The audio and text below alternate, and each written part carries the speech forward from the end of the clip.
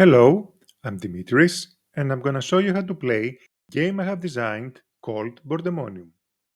Boardemonium is a game for 2 to 4 players, 8 plus years old, that lasts 30 to 45 minutes. Players collect gems and coins to win the game. Gems and coins are collectively called valuables. Players draw tiles from a bag to create the board. They also use three types of cards to change both the board and the rules of the game. Rule cards allow changing the board and the rules. Goal cards set the conditions for winning the game, and trade cards set trading rates and costs. The game is played using two custom dice, the action die and the movement die. There are four colored meeples that represent the four players. And there is also a merchant and a thief who are collectively controlled by all players.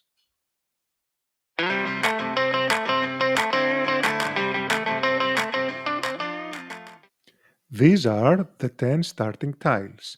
They all have a backside that looks like this. Place the home tile at the center of the table and add the remaining 9 starting tiles like this. Each player selects a meeple and places it on home.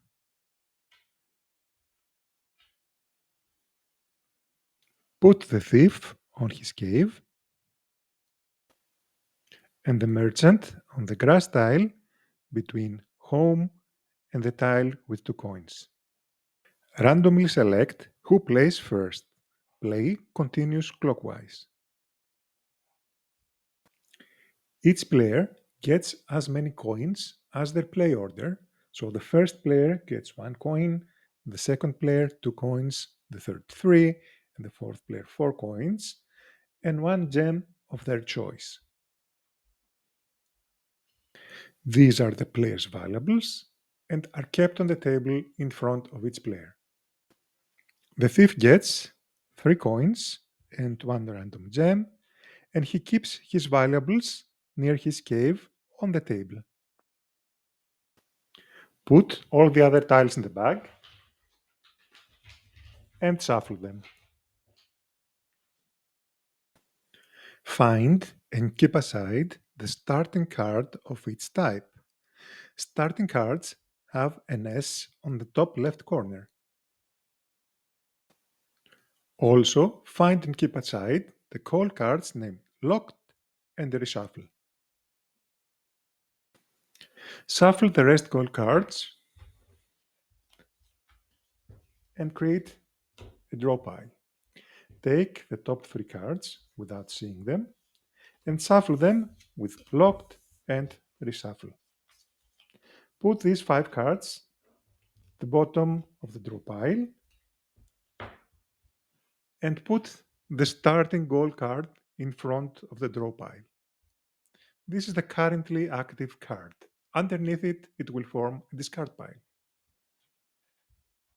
Shuffle separately the trade and the rule cards and create 2 more draw piles and put the starting trade and rule cards open in front of the draw piles. Keep near the draw piles the coins and the gems. These will be the bank's valuables. That was the setup. You're ready to play now.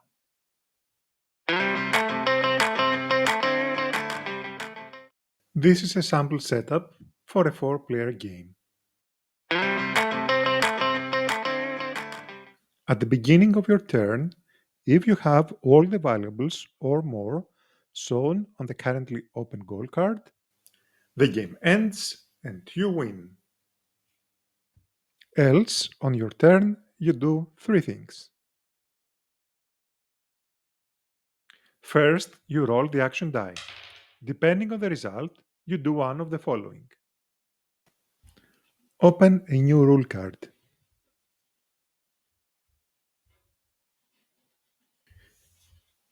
If the draw pile becomes empty, then Shuffle back all the discarded cards except the top one.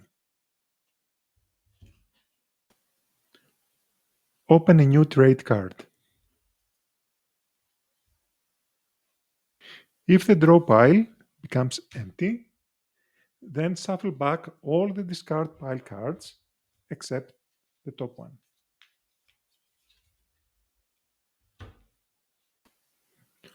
Open a new goal card. Even if you can achieve the new goal, you cannot win in this round. If the locked card is on the draw pile, then you do not draw a card. Move the merchant. Roll the movement die and move the merchant accordingly. Move the thief. Roll the movement die and move the thief accordingly. Play any one of the other 5 actions. Also, if there is one or more tiles with this sign on it and no gem, then you can add any gem you like from the bank on one of them. If there was a meeple on this tile, then it could not take the gem. After rolling and resolving the action die, you get a tile from the bag and you place it according to the tile placement rules that we will see later. If it cannot be placed, get another one and put the previous back in the bag. Finally, you roll the movement die and you move your meeple this exact number of tiles according to the meeple movement rules that we will see later. When moving, all meeples, including the merchant and the thief, follow these rules. They have to move the exact number of tiles as the number shown on the movement die. In a single turn, meeples cannot step back to the tile they have just left. This means that when they arrive at a turn or a crossroad, they cannot go back to the tile they came from. Also, in order to step into a dead end, there should be enough tiles to step on, since meeples cannot backtrack. These are some valid moves for a roll of 4.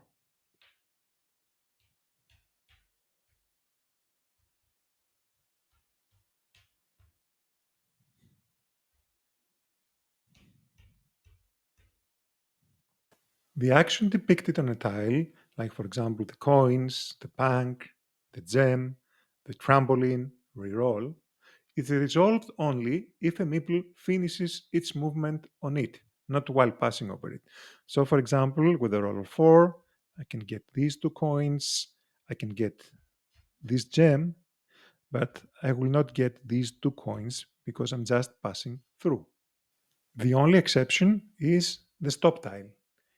If a meeple moves over it, it stops there even if it has not exhausted its roll number. If there is no valid move, then the meeple does not move.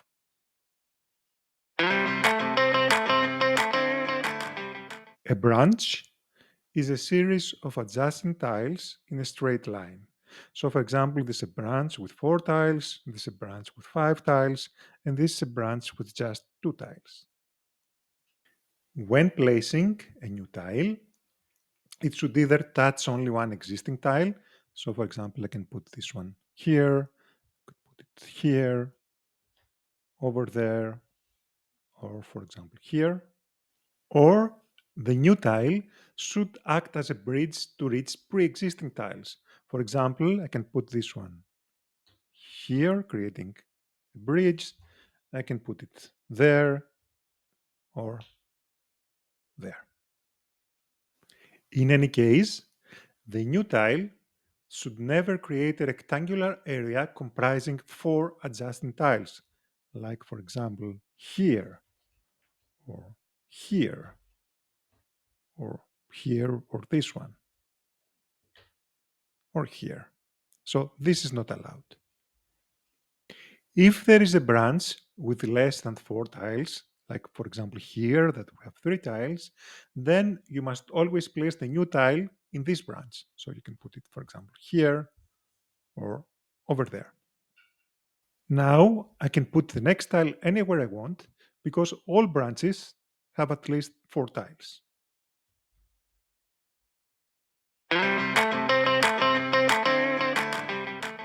Now, let's see the actions of each tile, and remember that the action is resolved only if a meeple stops there, finishes its movement on it, not while passing over it, with the exception of the stop tile. This, which is the same as this, it is plain grass. Nothing special happens when you land on it. If you land on a tile with a coin symbol, then you get as many coins as shown on it. If you land on a tile with a gem on it, then you just take it. If there's no gem on it, you get nothing.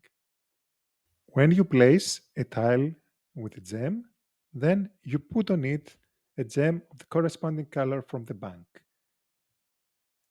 This is also a gem tile, so if you land on it, you take the gem, but when you place it, you can put any colored gem you like from the bank.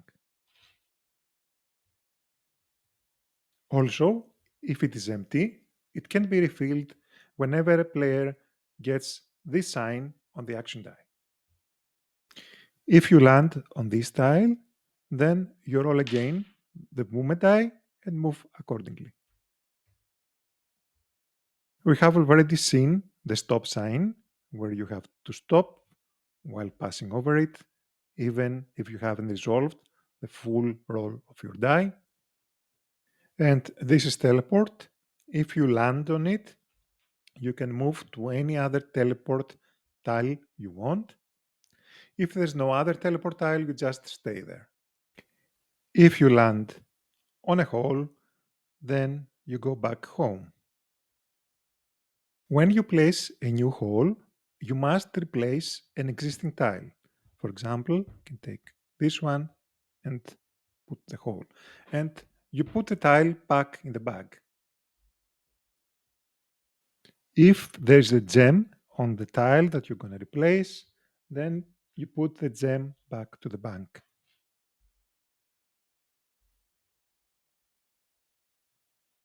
With the hole, you cannot replace tiles that have a red pin on them, which are all the starting tiles and the holes. You also cannot replace tiles that have meeple on them. If you land on a trampoline, you have to jump to a tile that is located 2 tiles away in a straight line. For example, 1, 2. You are also allowed to jump back to the tile you started moving from. Also, you can jump over a 1 tile sized gap between 2 tiles. So, for example, I can jump here. If there is no valid tile to jump to, like for example here, you just stay on the trampoline. And finally, this is the bank. Players can trade with the bank when they land on this tile. First, you have to pay the bank cost shown on the open trade card, and then you can exchange coins for gems and vice versa according to the rates on the trade card. You pay the cost once, irrespectively of the number of changes you make. And if the bank has run out of a certain type of gems, this cannot be currently bought. And you are allowed to land on the bank tile without trading. If on your turn you have used the last tile in the bag, after you finish your turn, the game ends. Players trade their gems for coins using the rates on the currently open trade card. The player with the most money wins. In case of a tie, all time players win.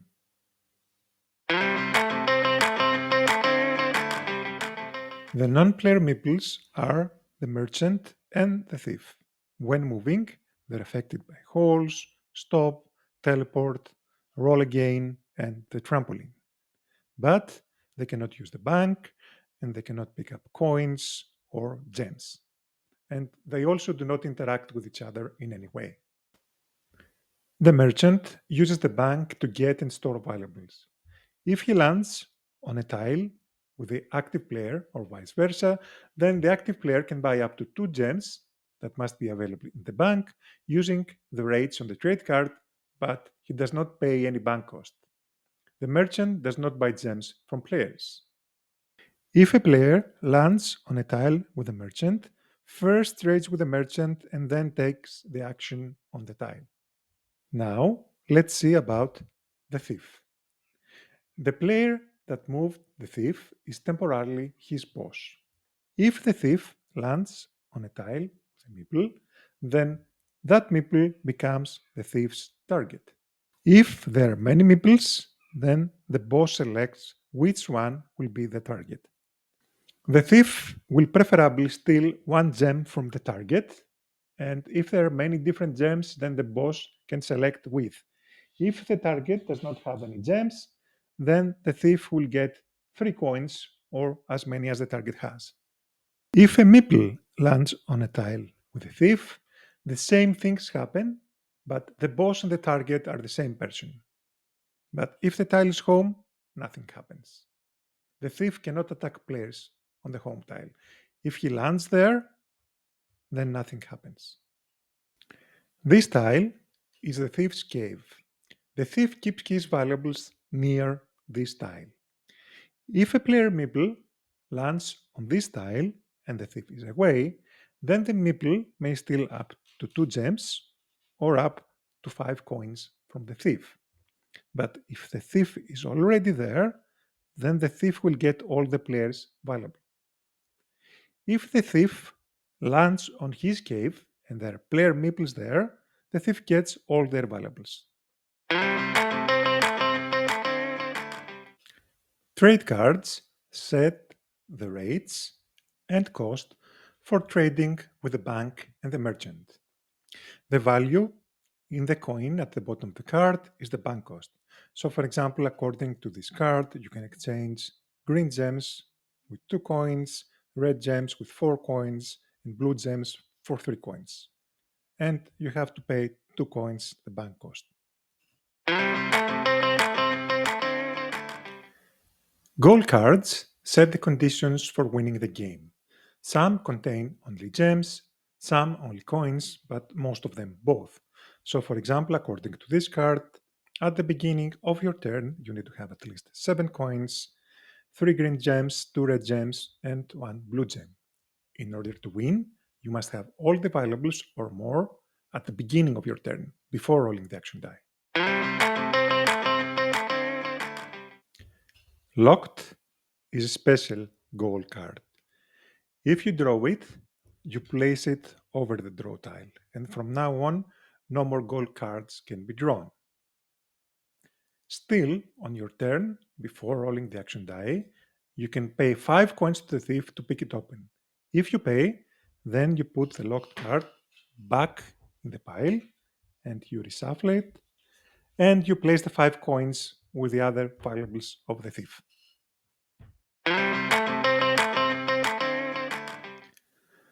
Rule cards allow changing the game board and the rules. There are 3 types of rule cards. Normal rule cards. They have no special symbol on them and their effect is active as long as they're open. For example, here we have 2 cards. When drawing a card from any draw pile, secretly see the top 2, play one, and put the other back on top of the draw pile. Then we have endgame rule cards. They have a yellow star on the top right corner and they provide additional ways for ending and winning the game. For example, when this card is open, if you have no valuables before rolling the action die, the game ends and you win. And finally, there are the action rule cards. They have a red lightning on the top right corner. When you draw them, you perform the action described on them, and then you put the card to the bottom of the rule cards discard pile. And the previous rule card remains active. For example, this is the parachuter. You can move your meeple to any tile you want and perform the action there, and then your turn ends. In the rulebook, you can find a detailed description of all rule cards. When this card is active, then you can make your last move off board on the table next to a tile. For example, if the red meeple has rolled a 2, there are 4 alternative options for moving off board. For example, go 1, 2 here, 1, 2 here, here, or there. But on your next turn, you must make your first move back to an adjacent tile. So, for example, my first move would be here or there. And you cannot place a new tile over a position that is occupied by a cliff-hanging meeple. Non-player meeples, the merchant and the thief, cannot move off board. This is a snapshot of a 4-player game. That's it. Now you know everything you need to know in order to play Boardemonium. Have fun! If you want to try Boardemonium, there's a Tabletopia version that you can play for free. You do not need to register in order to play the game.